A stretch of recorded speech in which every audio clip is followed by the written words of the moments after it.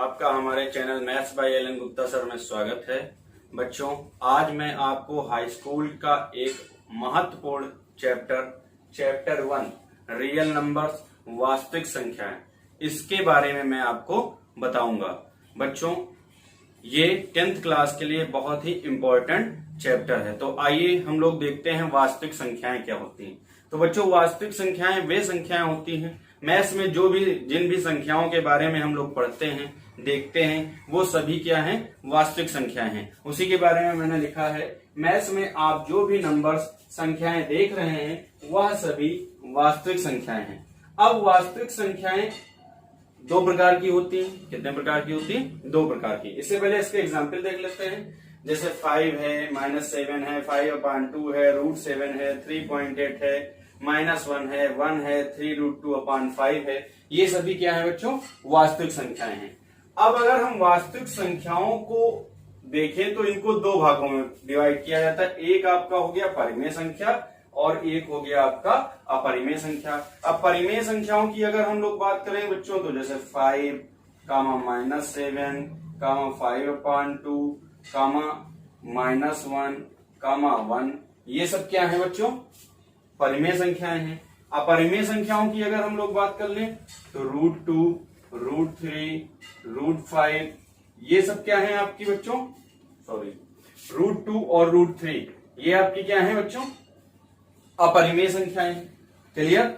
अब परिमेय संख्याएं और अपरिमेय संख्याओं में अंतर क्या होता है? तो जो वास्तविक संख्याएं होती हैं बच्चों, उनका निरूपण अशांत दशमलव द्वारा होता है। प्रत्येक वास्तविक संख्या का जो निरूपण होता है वो अशांत दशमलव द्वारा होता है।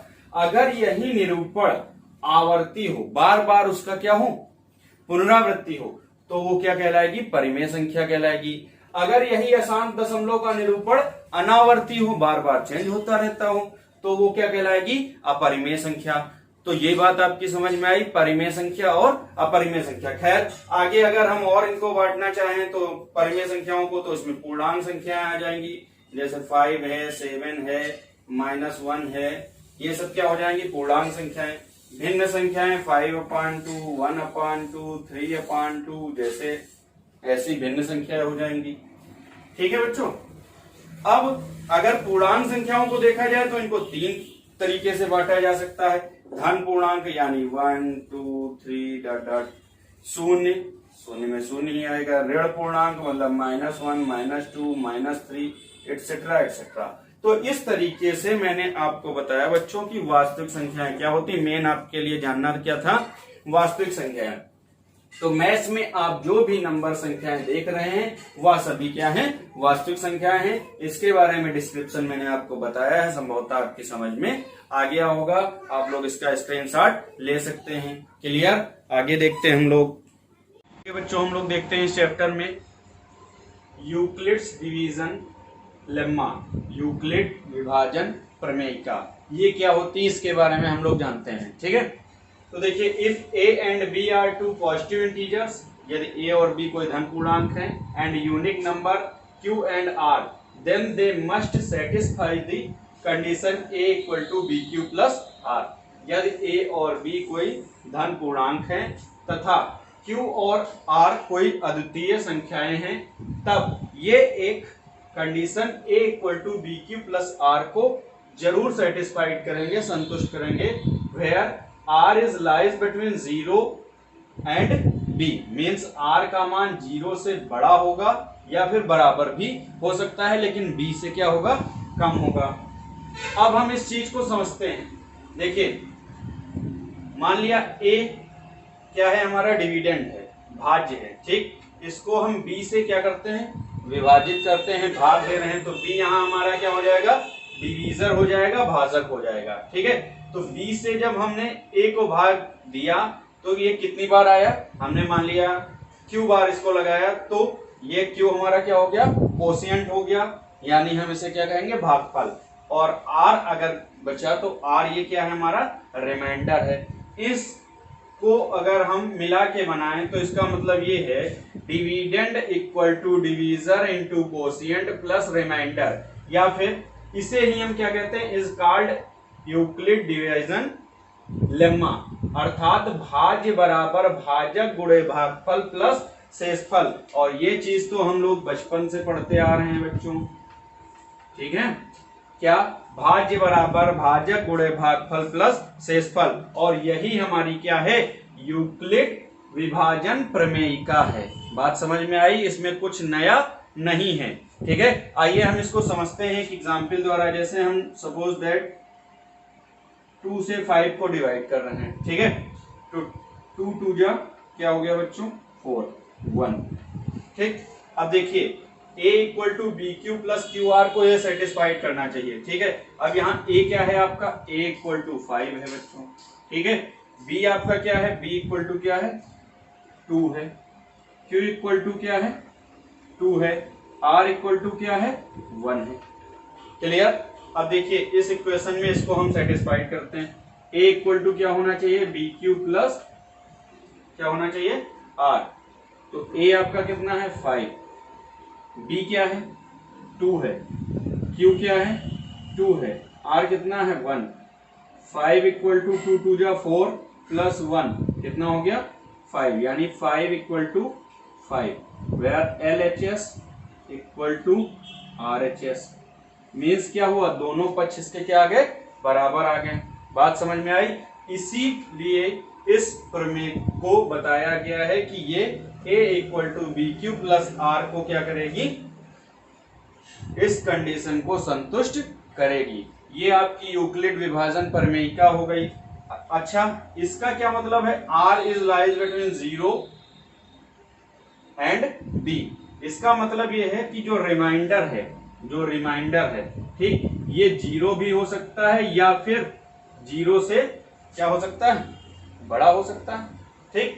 0 से कोई ज्यादा संख्या हो सकती है, जैसे यहाँ 1 आ गया, कहीं 2 हो सकता है, कहीं 3 हो सकता है, ठीक। लेकिन शर्त ये है कि इसका मान b से, b मतलब भागफल से क्या होना चाहिए? हमेशा कम होना चाहिए। क्लियर? इतनी बात समझ गए? आगे देखते हैं, ठीक। अब हम यूक्लिड डिवीजन एल्गोरिथम को देखेंगे कि इसकी सहायता से यूक्लिड डिवीजन एल्गोरिथम, ठीक है, यूक्लिड विभाजन प्रमेय, इसकी सहायता से हम लोग HCF कैसे प्राप्त करेंगे। मीन्स HCF मतलब आप लोग समझ रहे होंगे, मासापा, ठीक है, महत्तम समाप वर्ग, ठीक है। एग्जाम्पल अगर क्या है, मान लेते हैं हम कोई example, find HCF of 128 and 218 by Euclid division algorithm, ठीक है। हमने आपको रियल नंबर बताया है, यूक्लिड डिवीजन लेम्मा के बारे में बताया है। अब उसी का उपयोग करते हुए हमें क्या करना है? इसके क्वेश्चन लगाने हैं, ठीक है। तो आइए देखते हैं। इसमें जो छोटी संख्या है और बड़ी संख्या, तो छोटी वाली संख्या को हम क्या मान लेते हैं बच्चों? b मान लेते हैं, और बड़ी वाली संख्या को क्या कर लेते हैं? a मान लेते हैं। मीन्स a इक्वल टू हमारा कितना हो जाएगा बच्चों? 218 हो जाएगा, और b इक्वल टू कितना हो जाएगा? 128। क्यों? देखिए a इक्वल टू क्या होता है? बी क्यू प्लस आर, यही तो होता है इक्वेशन में। तो हमेशा ये भी ध्यान रखेंगे, जो b होगा उसका मान हमेशा a से क्या होगा? कम होगा, ठीक है। तो आइए देखते हैं। 128 से हम बच्चों डिवाइड करते हैं 218 को, ठीक। तो अगर हम 2 टाइम लगा दें तो 128 2 जा कितना हो जाएगा? 256, और है यहाँ पे कितना? 218। तो देखिए 1 टाइम लगाते हैं हम इसको, 128, ठीक है। 8 से 8 जाएगा, कितना बचेगा? 0 बचेगा, ठीक। 1 है और यहाँ पे क्या है? 2 है, तो 11 से 2 जाएगा, कितना बचेगा? 90, ठीक। अब ये 90 क्या हो गया? रिमाइंडर हो गया, ठीक है। अब आपके हिसाब से a equal to B Q plus R लिखें तो हमारा ये बराबर आ जाना चाहिए, तो ये तो बात सही है, इतने में बराबर हो गया। लेकिन हमें निकालना क्या है? HCF निकालना है, और HCF निकालने के लिए हम तब तक इसको लगाते रहेंगे, सॉल्व करते रहेंगे, जब तक हमारा रिमाइंडर क्या ना हो जाए? शून्य ना हो जाए। तो अब देखिए, अब 90 और 128 में कौन छोटा है? 90 छोटा है, ठीक है। तो हम 90 से किसको डिवाइड करेंगे बच्चों? 128 को, ठीक है। तो अब देखिए 90 बन जाए, कितना हो जाएगा? 90, कितना बचा? 8, 12 से 9 जाएगा, कितना बचेगा 3, 38। अब भी रिमाइंडर हमारा कितना बच रहा, 38 बच रहा है। ठीक, फिर हमें आगे सॉल्व करना है, तो अब हम 38 से किसको डिवाइड करेंगे बच्चों, 90 को। ठीक, अब 38 टू जा कितना 76, तो यहाँ 10 से 6 जाएगा, कितना बचेगा 4 बचेगा। यहाँ कितना बचा 8 से 7 जाएगा, कितना बचेगा 14 बचेगा। अब देखिए 14 रिमाइंडर बच रहा, अब हम इसे फिर क्या करेंगे 14 से डिवाइड कर देंगे, तो कितना आया 14 टू जा कितना 28, कितना बचा 10 बचा, कितना बचा 10 बचा। अभी भी 10 बच रहा, तो अब 10 से हम क्या करेंगे 14 को डिवाइड करेंगे, तो 10 1 जा 10, 10 1 जा 10, कितना बचा 4 बचा। ठीक, अभी भी 4 रिमाइंडर बच रहा, तो और सॉल्व करेंगे हम इसको, 4 से 10 को सॉल्व करेंगे, तो 4 टू जा कितना बच्चों 8, कितना 8, 2 बचा। अब 2 से हम किसको सॉल्व करेंगे 4 को, 2 टू जा 4, और ये देखिए अब आपका रिमाइंडर कितना बचा 0। तो इसका एचसीएफ कितना हो गया बच्चों, कितना हो गया 2 हो गया। क्या हो गया 2 हो गया। ये आपका क्या हो गया आंसर। बात समझ में आई, एक बार फिर से देख लेते हैं। Find HCF of 128 and 218 by Euclid division algorithm. Euclid division प्रमेय या यूक्लिड विभाजन प्रमेय की सहायता से 128 और 218 का आपको क्या निकालना था, एचसीएफ निकालना था। तो इसके लिए हमने आपको बताया है कि जो छोटी संख्या होगी उसको हम बी मानेंगे, जो बड़ी संख्या होगी उसको हम क्या मानेंगे ए मानेंगे। बात इतनी क्लियर हो गई। अब हम क्या करेंगे बी से ए को डिवाइड करेंगे। भैया तो अभी मैंने इसकी मेन प्रोसेस में बताया था। तो 128 से 218 को क्या करेंगे डिवाइड करेंगे, तो 128 बन जा 128, कितना बचा 90। अगर यहीं पे 0 आ गया होता तो हमारा इसका जो एचसीएफ होता वो कितना हो जाता 128 हो जाता, लेकिन 0 ना आके कितना बचा 90 बचा। अब हमेशा ध्यान रखेंगे, अब आप ये सोच रहे होंगे सर ने यहाँ 128 कैसे रख दिया, यहाँ 90 कितना कैसे रख दिया, तो इस चीज को भी ध्यान देना है भाई। ये 90 बचा, अब हम इसको डिवाइड कितने से कर रहे थे 128 से कर रहे थे, तो अब इसी 128 को हम रिमाइंडर से डिवाइड करेंगे। इससे 128 को हम रिमाइंडर से 90 से क्या करेंगे डिवाइड करेंगे। फिर इसी तरीके से यहाँ देखिए रिमाइंडर कितना बचा 38, फिर 38 से जो था ये 90 को हम क्या करेंगे 38 से डिवाइड करेंगे। इस तरीके से ये प्रक्रिया हमारी चलती रहेगी। बात समझ में आई, और तब तक चलती रहेगी जब तक इसकी वैल्यू 0 ना आ जाए। क्लियर, आगे देखते हैं और एग्जाम्पल। ठीक है बच्चों, अभी तक हमने 2 नंबर्स के लिए बताया। अब यही अगर 3 नंबर्स हो 180, 252 और 324, अगर इसका एचसीएफ निकालना हो तो क्या करेंगे। तो इसमें बच्चों बहुत आसान है, सिर्फ आपको जो सबसे छोटा नंबर है उसे क्या मानना है बी मानना है। बात एकदम कंफर्म है ना। और 180 इज लेस देन 252, इसी तरीके से 180 इज लेस देन 324। मीन्स यहाँ पर 180 का मान 252 से भी कम है और 324 से भी कम है। हमें करना क्या है 180 से 252 को भी भाग देना है। लास्ट में जब रिमाइंडर 0 आ जाए तो जो संख्या बचेगी उसको रखना है। फिर 180 से 324 को भी डिवाइड करना है। लास्ट में 0 आने पे जो संख्या बचेगी उसको भी रखना है। इन दोनों में जब आप लास्ट में 0 आएगा तो देखेंगे कि दोनों में सेम एक ही संख्या आएगी और वही हमारी क्या हो जाएगी एचसीएफ हो जाएगी। आइए करके देखते हैं हम लोग। 180 से बच्चों हमें किसको डिवाइड करना है, पहले 252 को। 1 टाइम लगेगा, 180 हो जाएगा 2, 15 से हट जाएगा कितना बचेगा 7। ठीक है, कुछ और बचेगा नहीं ना। अब इसके बाद कितना 180 कितनी बार 2 टाइम, तो कितना हो जाएगा 144।